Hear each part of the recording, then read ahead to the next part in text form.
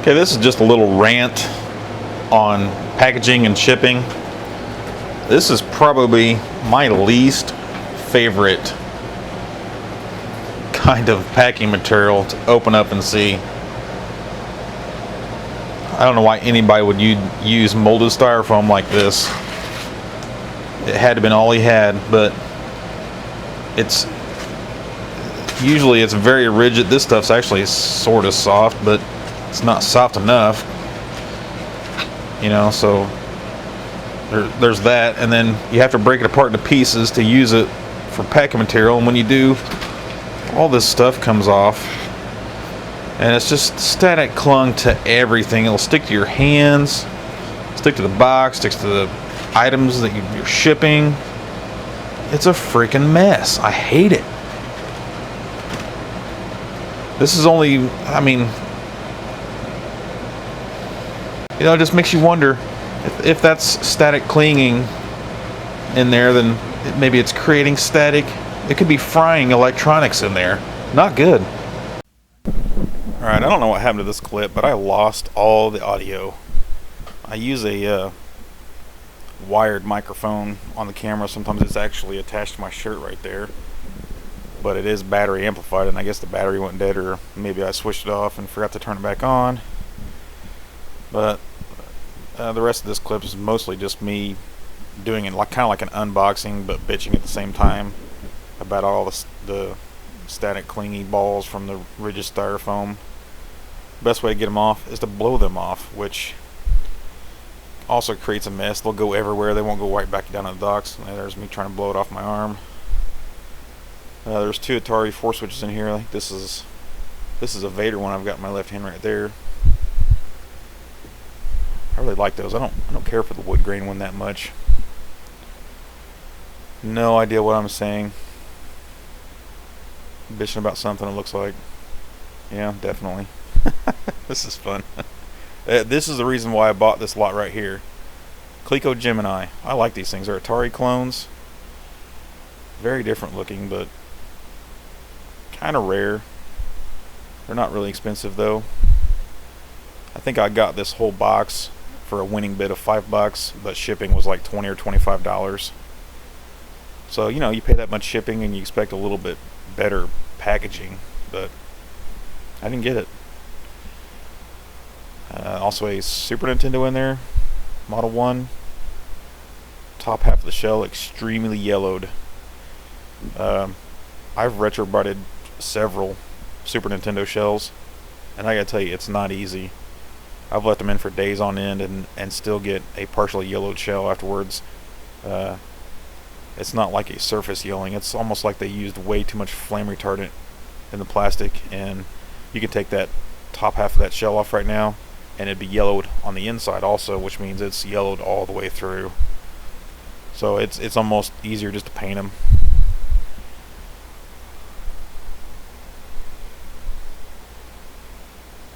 That's the other 4-switch Atari. It's a wood grain model. More blowing off of the static cling balls.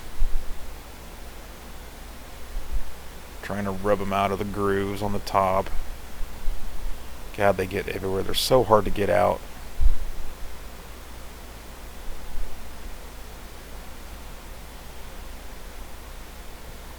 Oh, there's a Legend of Zelda NES cartridge. I tested it later, it worked, so that's a good $10 to $15 off of the I had this light clamped to the shelf where the did you see me jump? That was hilarious. And it came unclipped and started falling down. Of course, the light went right in my face. I had it pointing up towards the ceiling to give a better lighting effect where I was standing.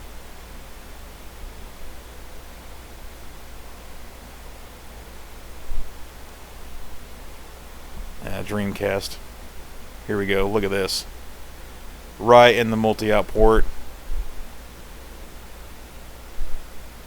And then right in the venting holes. That's direct access to the inside electronics. And then right in the controller port too. Of course it just blows right out, but still, that's why You know, if you're gonna pack items in this kind of a environment with the static clean and everything, put them inside of a bag at least. That way I don't have to clean all that crap out of it.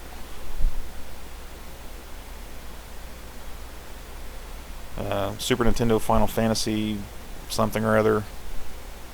I'm not much of a Super NES game guy, so I can't recall the name of the game offhand. But it's also a fairly valuable game.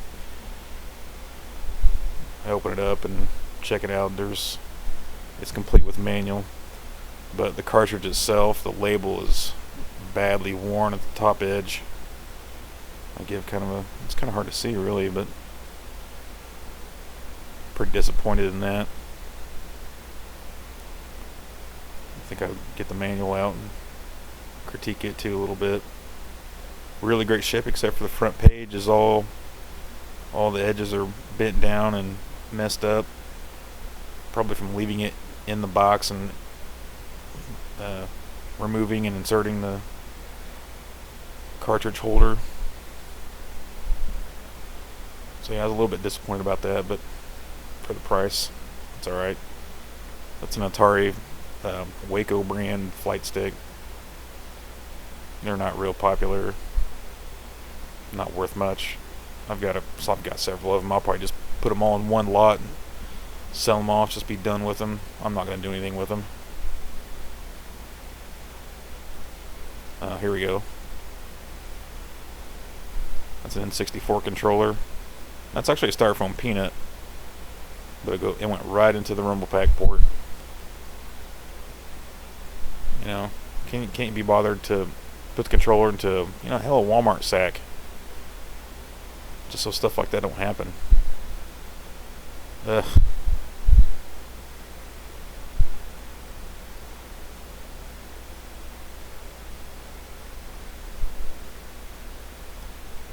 N64 power pack.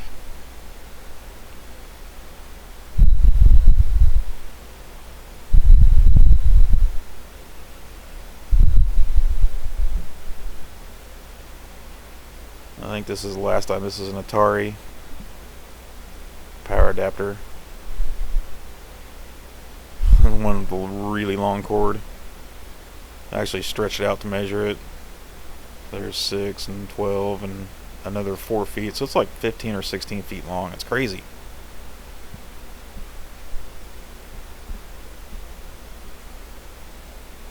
As I wind it up, there's like 2 or 3 knots in the cord. Look at that. And then right at the end, I noticed there's a giant gash right there, right towards the tip.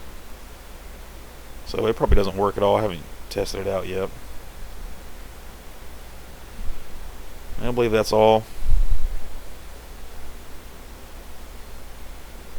There's a look at all the crap.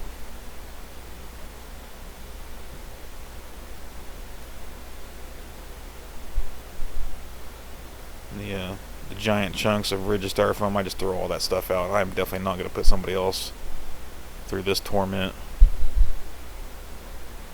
I actually save the styrofoam peanuts though. I'll use those sparingly. And once they're out of the box, then I'll take the box outside and I'll just throw it around and get all the static cling balls out of it, and then I can reuse the box.